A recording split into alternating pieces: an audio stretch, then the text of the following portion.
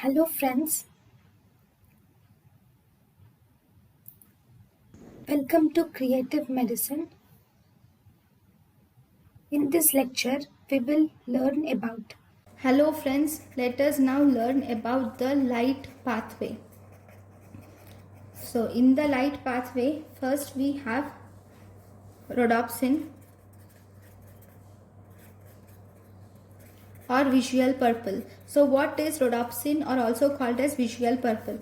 This rhodopsin or visual purple is the photosensitive pigment, and this rhodopsin or visual purple is composed of opsin and retinal. So what is opsin?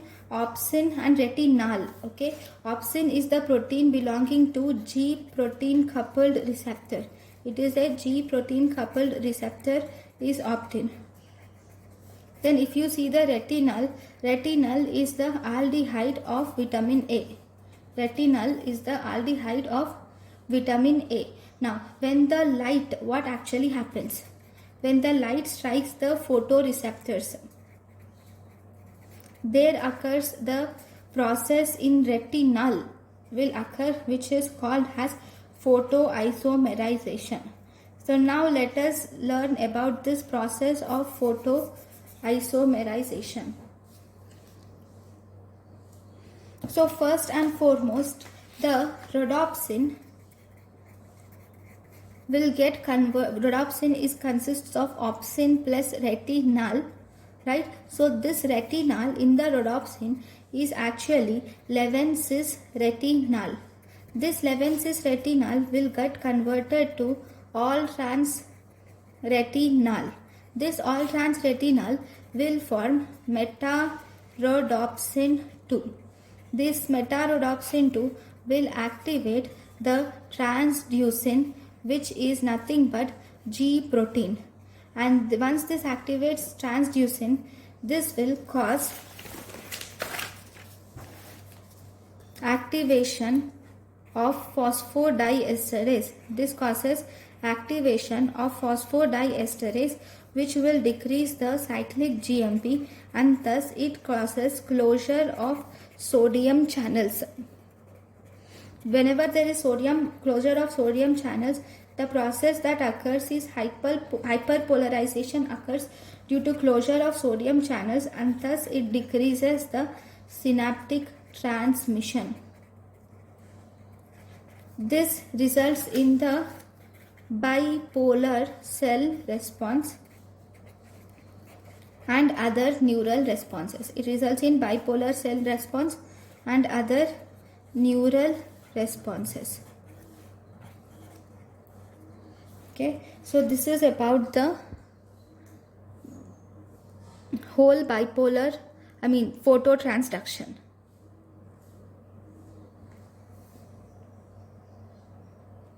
Right. If you see in the vitamin A, so this is about the rhodopsin, right? This is about the complete rhodopsin. Now there is one more important thing which we should remember is the effect of vitamin A. Okay, so vitamin A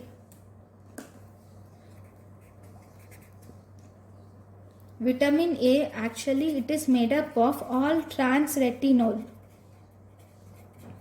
Okay, vitamin A has all trans retinol. This all trans retinol undergoes isomerase, okay, and it forms 11 cis retinol. Because it is just isomerization, all trans retinol gets converted to 11 cis retinol. This 11 cis retinol, in the presence of, it undergoes oxidation to form 11 cis retinal. Okay, this 11,6 retinal will combine with scotopsin, that is nothing but the rods, to form rhodopsin. Okay, now this 11,6 retinal again gets converted to all trans retinal.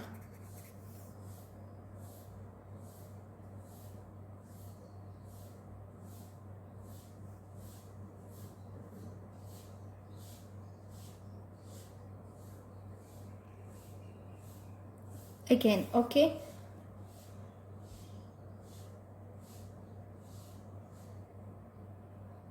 Right. So this is the pathway that occurs. Then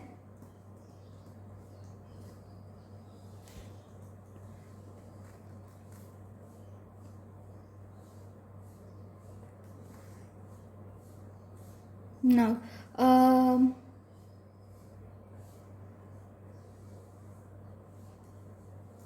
now let us now learn. So I have already said there is bipolar pathway response. So we will continue this. Okay, there is hyperpolarization, there is decreased the synaptic transmission, and there is bipolar cell response and neural response. Now from here we will see what is the visual pathway order of neurons. I'll just make a table of order of neurons.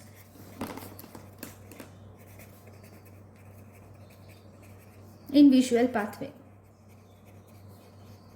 So if you see the order of neurons in the visual pathway, first we have first order neurons.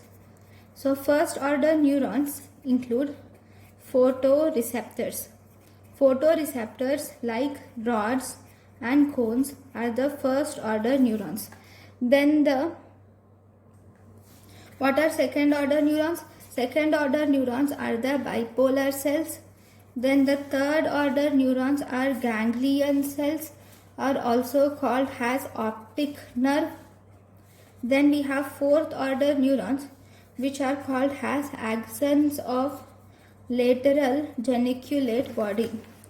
Axons of lateral geniculate body are also called as optic radiation, is the fourth order neurons. So first order neurons are photoreceptors. Second order neurons are the bipolar cells, and then ganglion cells, optic nerve, and axons of lateral geniculate body, and then optic radiation, which is fourth order neuron. I will draw this pathway in a schematic diagram. So first we have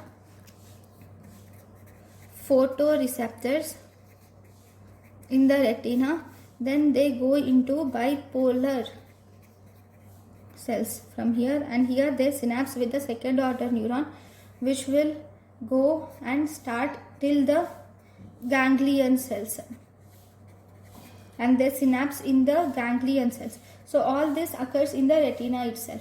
Now from the ganglion cells there is formation of optic nerve. So optic nerve starts, and this optic nerve there will be optic nerve. Okay, then it undergoes optic tract. First optic chiasma, it crosses to the opposite side, then there is optic tract. Okay, so from optic tract it goes to the lateral geniculate body.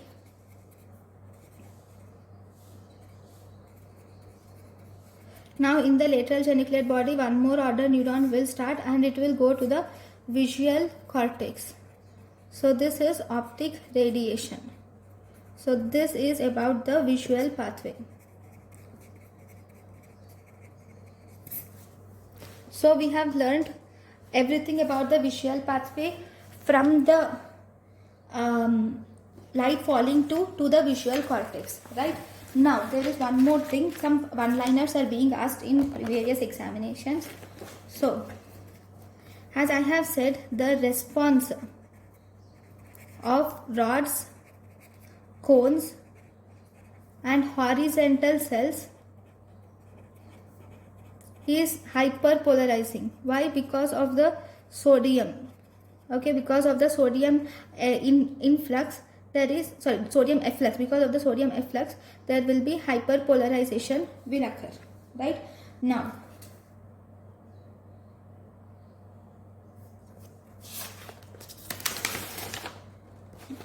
because of the closure of potassium channels, and thus there is no sodium influx. Okay, because of the closure of sodium channels, and there is no sodium channels, these rods, cones and horizontal cells will undergo hyperpolarization. But we also have one more cells in the eye, which are called as bipolar cells. These bipolar cells can undergo hyperpolarization, or they can also undergo depolarization. Okay, then we have amacrine cells. These amacrine cells are purely, if you see, these are purely depolarizing cells. These purely undergo depolarization. So what is amacrine cells? How does they undergo depolarization? So let us now learn some important points about amacrine cells.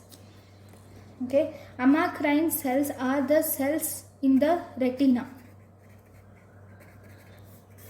They will transmit signals in two directions. These cells will transmit signals in two directions. One, they will either transmit from the bipolar cells. They will either transmit from the bipolar cells to the ganglion cells, or they can also transmit horizontally within the inner plexiform layer. They can also transmit horizontally within the inner plexiform layer from the axons of bipolar cells to dendrites of ganglion cells or to other amacrine cells. So they have two ways. One, it can either go to the from bipolar cells to amacrine cells vertical way, or horizontally in the same layer, inner plexiform layer, from the axons of bipolar cells to the dendrites of ganglion cells, or they can also transmit to other amacrine cells also. So how does they transmit the impulses? They will release neurotransmitters like GABA, glycine, dopamine, acetylcholine, indolamine are released.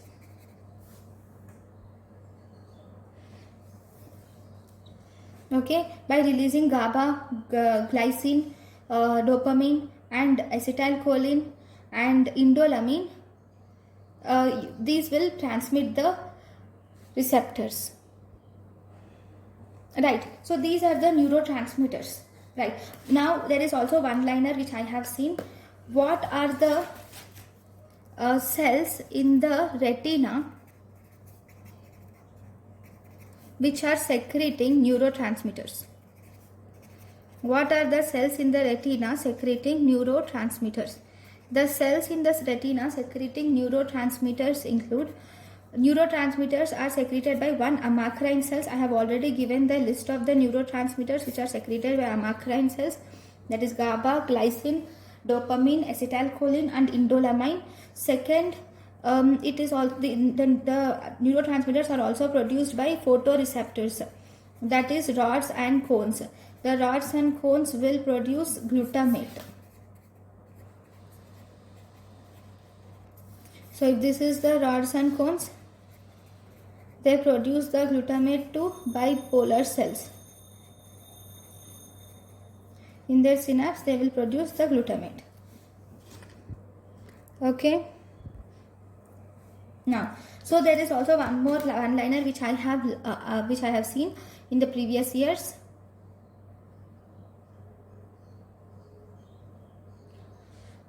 So there is one line which is important. Okay, I'll write the line directly. All the neural elements in retina,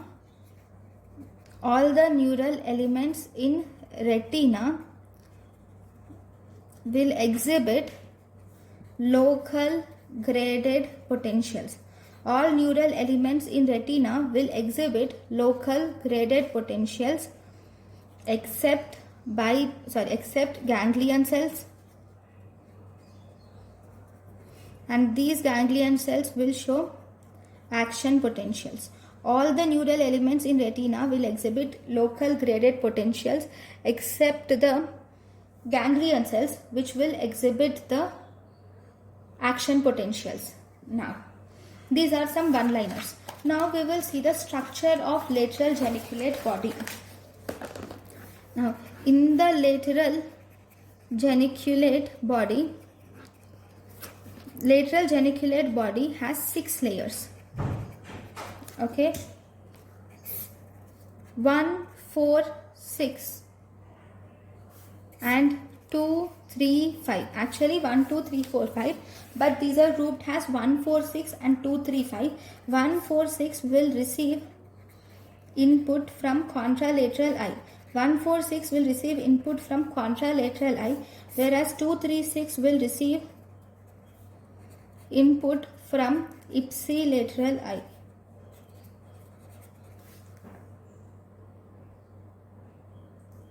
Okay, now let me draw the whole optic pathway with the geniculate body structure in a page. Okay, so this is the eye. Okay, now this is the nose. Okay, nasal retina, temporal retina, nasal temporal. So I will draw the nasal fibers with this. The nasal fibers will go to the optic nerve. This is the optic nerve, and from the optic nerve the nasal fibers will cross to the opposite side. Okay, and they go, whereas the temporal fibers will not cross and they go ipsilaterally. The temporal fibers will not cross and they go ipsilaterally. Oh, I'm sorry.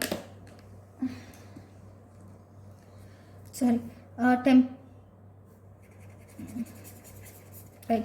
The temporal fibers of this eye will not cross and they go ipsilaterally, whereas the temporal fibers of this eye will not cross and they go ipsilaterally. Okay. So there is only crossing of nasal fibers occurs, but there is no crossing of temporal fibers. Let me draw this again so that there won't be any confusion. So if this is the eye, okay, this is the nasal side and this is the temporal side. Okay, the fibers from the nasal side will cross, nasal side and temporal side. The fibers from the nasal side will cross to the opposite side, whereas the fibers from the temporal side will not cross. The fibers from the temporal side will not cross.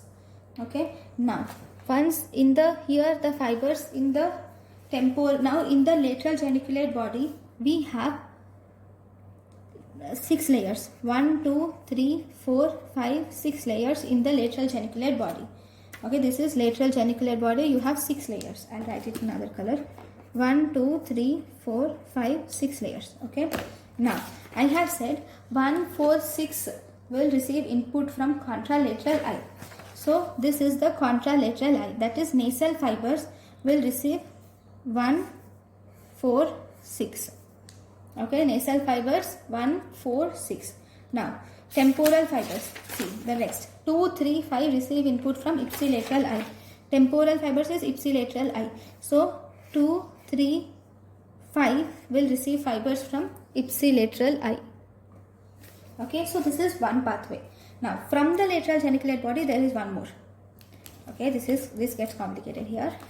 Now from the lateral geniculate body, first and second will form a pathway called as magnocellular pathway,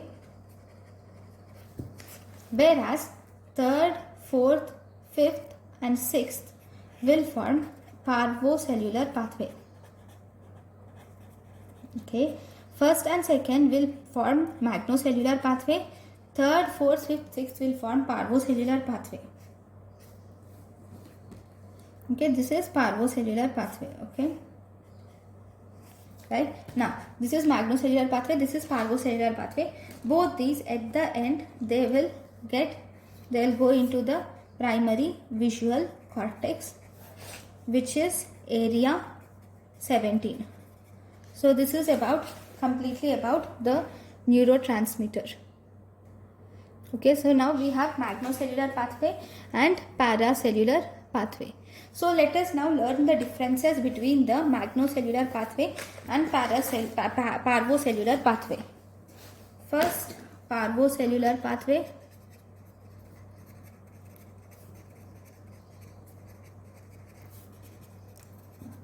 And magnocellular pathway. Fine. Parvocellular pathway, this will receive input entirely from type X retinal ganglion cells. It receives input from type X retinal ganglion cells. And what was these transmit? These will transmit color. Whereas magnocellular pathway, these are mainly formed by Y ganglion cells. Okay, these mainly formed by Y ganglion cells. Okay, next. If you see parvocellular pathway, they will convey accurate point-to-point spatial information. They will convey accurate point-to-point spatial information. Spatial information is by parvocellular pathway. Then magnocellular pathway, they are actually color blind and they are helpful in transmitting only black and white information. They are helpful in transmitting mainly black and white information is magnocellular pathway. Then in parvocellular pathway, they will terminate in layer 4C of primary visual cortex. Both magno and parvocellular pathway will terminate in layer 4C of visual cortex. Next, one more important difference is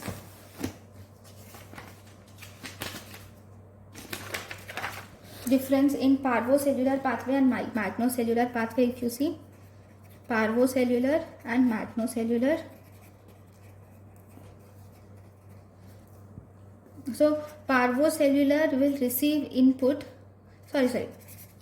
parvocellular will moderate velocity of conduction. It will moderate velocity of conduction. Magnocellular pathway is rapidly conducting pathway. It has moderate velocity of conduction, whereas magnocellular is rapidly conducting pathway.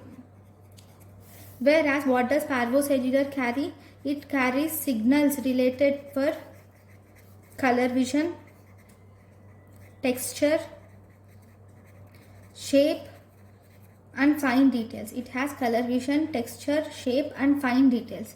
Whereas magnocellular pathway will carry signals for detecting movements. It carries signals for detecting movement, depth and flicker. It carries signal for detecting movement, depth and flicker. Okay.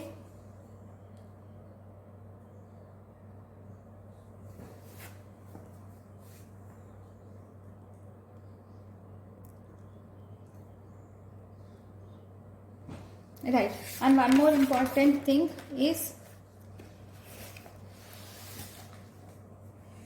these magnocellular pathway will mainly terminate in the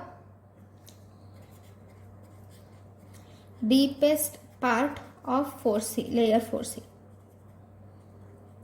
Deepest part of layer 4C. Even parvocellular pathway also terminate in layer 4C.